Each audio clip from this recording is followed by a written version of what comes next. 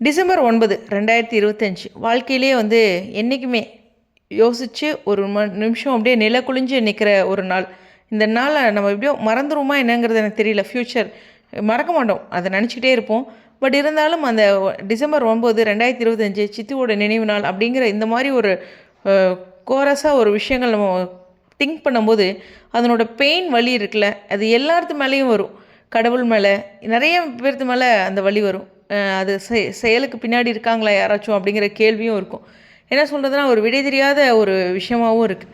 சித்துவை ரொம்ப ஸ்மார்ட்டாக, உண்மையுமே சொல்லணும்னா ஒரு கோல்டு மெடலிஸ்ட்டாக, அடுத்தவங்களோட மனசை அவ்வளோ அழகாக புரிஞ்சுக்கிறவங்களா, எப்போதுமே அடுத்தவங்கள ஹர்ட் பண்ணாமல் தனக்கு என்ன நடந்தாலும் சிரித்த முகத்தோடு இருக்கிற, எப்போதுமே என்டர்டெயின்மெண்ட் பண்ணுறேன், தன்னோட ஃபேன்ஸை பெருசாக நினைக்கிறேன்.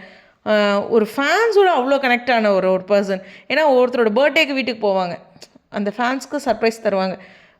இந்த பொண்ணு குரூப்பில் இருக்கணும் அப்படின்னு என்னையவே உரிமையாக ஒரு குரூப் சேட்டில் இது பண்ணது. அவங்களோட பர்த்டே அன்றைக்கி ஸ்பெஷலாக எல்லாத்தையும் லைவில் உட்கார வச்சு பேசி நிறைய விஷயங்கள் பேசினது. அப்பேற்பட்ட ஒரு அழகான மனசு. சொல்லணுன்னா, இப்போ நான் யாரோட கம்பேர் பண்ணல, பட் விஜயகாந்த் அவர்கள் இறந்ததுக்கப்புறம் நிறைய விஷயங்கள் நான் தெரிஞ்சுக்கிட்டேன். நிறைய விஷயங்கள் உண்மையுமே அவர் இருந்தபோது கூட அவ்வளோ தெரிஞ்சுக்கலையோன்ட்டு. ஏன்னா நம்ம ஒருத்தரை பற்றி அவங்க அந்த இறப்பாங்களா அன்றைக்கி பார்த்திங்கன்னா நிறைய பேர் அவங்களுக்கு ரிலேட்டடான வீடியோஸ் பார்ப்பாங்க. அப்போ நிறைய விஷயங்கள் தெரிஞ்சுக்குவாங்க.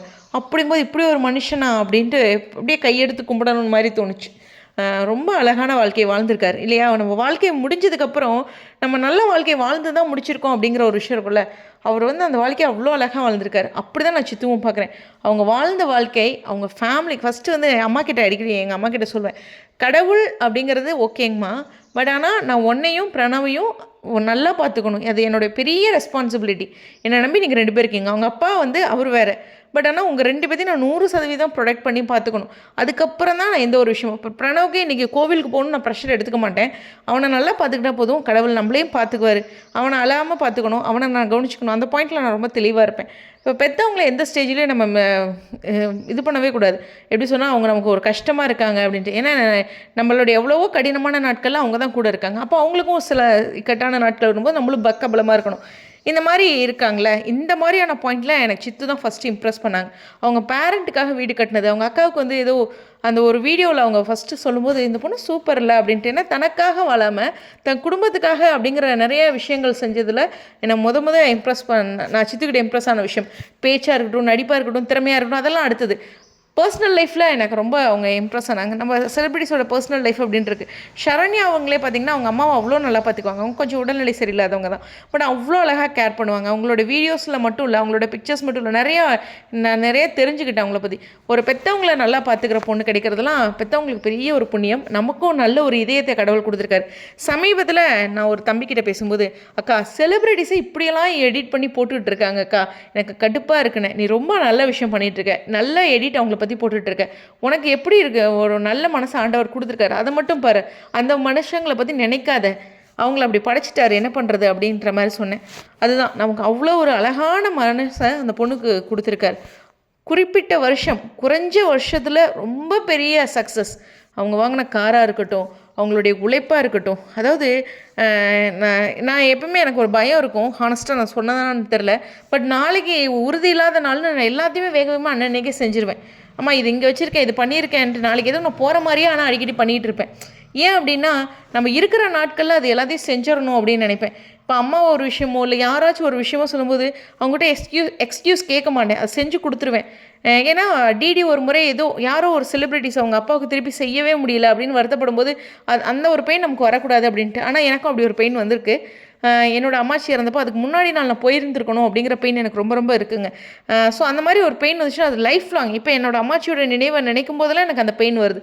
அது மாதிரி சித்து இந்த குறிப்பிட்ட காலம் வாழ்ந்தாலும் அதை ஃபுல்லாக அவங்க பயங்கரமாக என்ன சொல்லணும்னா செதற விட்டுட்டாங்கன்னு சொல்லணும். வாழ்ந்த நாட்கள் எல்லாமே அவ்வளோ ஒரு பிரம்மாண்டம். உழைப்பாக இருக்கட்டும், ஒர்க்காக இருக்கட்டும், அதாவது அவங்க செஞ்ச அந்த நடிப்பு தொழிலாக இருக்கட்டும், டான்ஸாக இருக்கட்டும், பேரண்ட்ஸை பார்த்துக்கிறதா இருக்கட்டும், ரசிகர்களோடு இருக்கிறதா இருக்கட்டும், அந்த ஒரு பாயிண்ட்டை நினைக்கும் போது அந்த பொண்ணு எவ்வளோ பண்ணியிருக்கு அப்படின்ட்டு தான் தோணுது. கண்டிப்பாக கடவுள் அவங்களுக்கு அவ்வளோ ஒரு விஷயங்கள் நிறைய சீக்கிரம் அவங்களுக்கு டேட் அவ்வளோதான் அப்படிங்கிறனால நிறைய விஷயங்கள் அந்த கடைசி 2 வருடம்னா கொட்டுன்னு கொட்டினார். அப்பா இப்படி ஒரு வளர்ச்சியா அப்படின்னு அவங்களே அவங்கள நினச்சி பிரமிச்சு சொந்தமாக வீடு கார் அப்படின்னு ஒரு பெரிய லெவலில் அடுத்த வாழ்க்கைன்னு வந்தாங்க. ஆனால் யார் கண் பட்டுச்சோ இல்லை கடவுளுடைய தேதியோ அதுவோ. ஏன்னா நான் இது வந்து யதார்த்தமாக பேசிகிட்ருக்கேன். நம்ம பிறக்கும் போதே எல்லாம் எழுதி வச்சுருவாங்கன்னு. ஒரு சில விஷயம் நான் கோவப்படுவேன், டென்ஷன் ஆவேன். வேண்டாம் தனலட்சுமின்னு என் பேருக்கு நேரம் எல்லாம் எழுதி வச்சுருக்கிறதா, ஓகே விட்டு பார்த்துக்கலாம் அப்படின்னு கொஞ்சம் நேரத்தில் என்ன சமாதானப்படுத்திக்குவேன். நாளைக்கு என்ன நடந்தாலும் இந்த ஒரு புரிதலை நான் எனக்குள்ளே ஏற்படுத்திகிட்டு இருக்கேன். இப்போ இது 5 வருஷத்துக்கு முன்னாடி நான் இப்படி பேசியிருக்க மாட்டேன், கட்டுப்பாக பேசியிருப்பேன் அவங்கள பற்றி. பட் இதுதான் நிதர்சனமான உண்மை. ஸோ இது வாழ்க்கையில் ஒரு நாள் எல்லாருமே போகத்தான் போகிறோம். அது ரொம்ப எமோஷ்னலாக நினச்சிக்கிட்டே இருக்க முடியாது. இவ்வளோதான் ஓகேவா அப்படிங்கிற மாதிரி இருக்கும்போது அந்த நாட்களுக்குள்ளே நம்ம எவ்வளோ நல்லவங்களாக இருந்தோம், ஒருத்தர் ஹர்ட் பண்ணாமல் இருக்கோம், நம்மளால் எல்லாத்துக்கும் எவ்வளோ பிரயோஜனமாக இருக்குது, நம்ம பேரண்ட்ஸ்க்கு எவ்வளோ சப்போர்ட்டிவாக இருந்தோம், நம்மளை நம்பி மதித்தவங்களுக்கு நம்ம எவ்வளோ ரெஸ்பெக்டாக இருக்கோம், அப்புறம் நம்ம வாழ்ந்ததில் என்ன ஒரு பர்டிகுலர் விஷயத்தில் நம்ம சம்பாரிச்சிருக்கோம், பேர் புகழ் அப்படிங்கிறதா இருக்கட்டும், பணங்காசாக இருக்கட்டும், அத்தனையும் அந்த பொண்ணு செஞ்சுட்டு போயிடுச்சுங்க. அதுதான் சித்துக்கிட்ட நான் எப்போவுமே நினைக்கிற விஷயம். ரொம்ப ஷார்ட்டாக இருந்தது. ஆனால் நமக்கு ஒரு ஆசை, இன்னும் கொஞ்சம் இருந்திருக்கலாம் அவங்க, இன்னும் ஒரு 30-40 வருஷம், இன்னும் ஒரு 50 வருஷம் அப்படிங்கிற ஒரு ஆசை இருந்தாலும் யதார்த்தத்தையும் நான் நிறைய டைம் நினைப்பேன். பட் இருந்தாலும் வாழ்ந்தால் சித்துவாட்ட வாழணும் அப்படிங்கிற ஒரு பாயிண்ட் வந்து எனக்குள்ளேயும் எப்பயுமே இருக்கும். அந்த இதில் வந்து அவ்வளோ ஒரு பிரம்மாண்டமாக ஒரு விஷயத்தை ஃபேஸ் பண்ணுவாங்க, எப்பயுமே போல்டாக இருப்பாங்க. அவங்களுடைய அந்த இறப்பு அப்படிங்கும்போது நான் அவங்கள பற்றி நினச்சதில் அப்படி ஒரு ஷேக் ஆச்சு எனக்கு மனசு.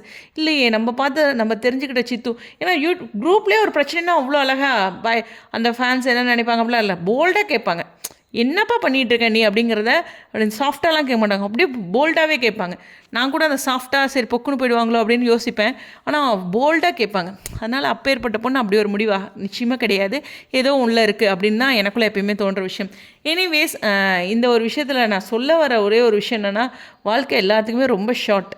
அதனால் இருக்கிற வரைக்கும் அவங்களோட நினைவுகளோடு இருக்கணும். கண்டிப்பாக என்ன நான் அவங்கள பற்றி நினச்சி நான் அவங்களோட நினைவுகள் இருந்தாலும் எமோஷ்னலாக அழுதுட்டு அது மாதிரிலாம் இருந்தாலும் சில ப்ராக்டிக்கலான விஷயங்களும் சொல்லி இந்த வீடியோ சொல்கிறேன். 5 இயர்ஸ் சித்து இல்லாமல் நிச்சயமாக நிறைய எமோஷனான விஷயங்கள் இருந்தாலும் நம்ம பிள்ளை நிறையா சாதிச்சிருக்கு.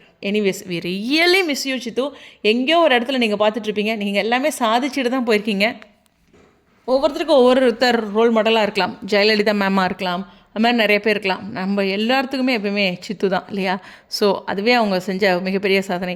ஸோ வாழ்ந்த கொஞ்ச நாள் எங்கள் கூட இருந்தாலும் லைஃப் லாங் ஒரு நினைவோடு இருக்கீங்க. We miss you Sidhu.